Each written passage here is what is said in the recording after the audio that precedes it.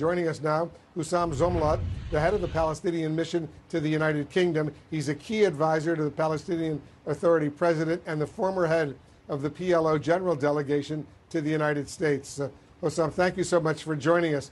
President Biden says he supports what's called a two-state solution, Israel and a new state of Palestine. But on this trip, did you hear any specific action on President Biden's part to make that two-state solution a reality?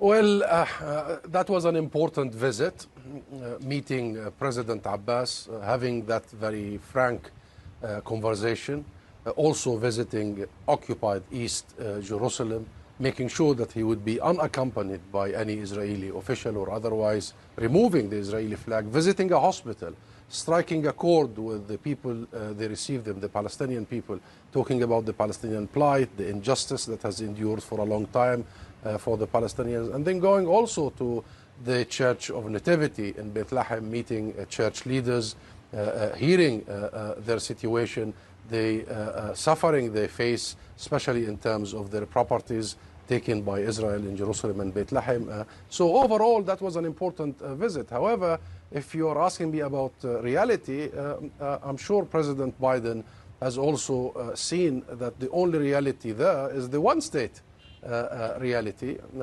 which the human rights world now are talking about in terms of apartheid, from the Human Rights Watch in the US to the UK-based Amnesty International to Israel's B'Tselem and the numerous Palestinian human rights organizations. This is the reality. And to break away from that reality, to end that reality, your question is the absolute right question. We need action rather than just statements. What President Biden said in the press conference was absolutely clear: the support for two-state solution on the 67 borders, that Jerusalem is a final status issue, that unilateral action must cease, that Palestinians must get equal measures of freedom and dignity. All this we agree with, but that needs action. And action would need reversing all the destructive, vindictive policies of the Trump administration. He should have visited the newly reopened Consulate General in East Jerusalem. Unfortunately, that did not happen. Well, hold on a minute, because I want to ask you about that.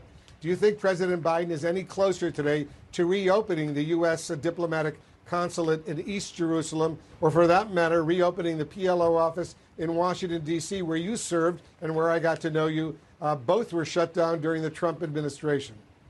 Regrettably, Wolf and you and I have met several times, and we are very frank and straight shooters.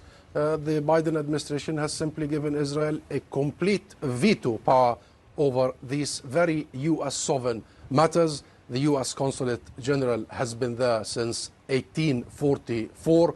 It reflects the bilateral relations of the Palestinians and the Americans, the Palestine and the U.S., and unfortunately, so far, Israel has not removed its veto. So that question needs to be directed to the U.S. administration.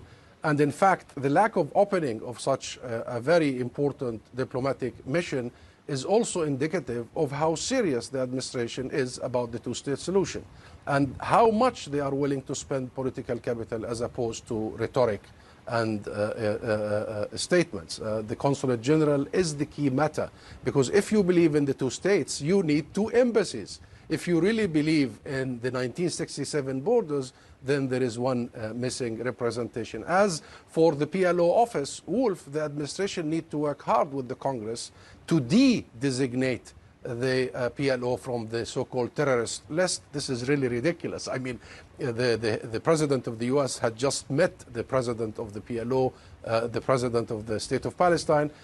Since 1987, the PLO has been designated by the Congress as a terrorist organization. After Oslo has happened, numerous bilateral agreements, hundreds of millions of U.S. aid to Palestine, yet that designation remains there. So absolutely, there are so many things to be done, including stopping the bleeding. I mean, talking about the two-state solution, when actually the two-state solution is on the deathbed, if not dead already, without stopping the bleeding, which is the illegal settlements. Now we are having almost 750,000 Israeli illegal settlers, without tackling the issue of ethnic cleansing like happening in Sheikh Jarrah or Masafir Yatta in Hebron. Right. Without tackling the real issues, then we are simply giving a license for the very alarming and urgent situation to simply continue spiraling out of control, as happened in May and as happened last year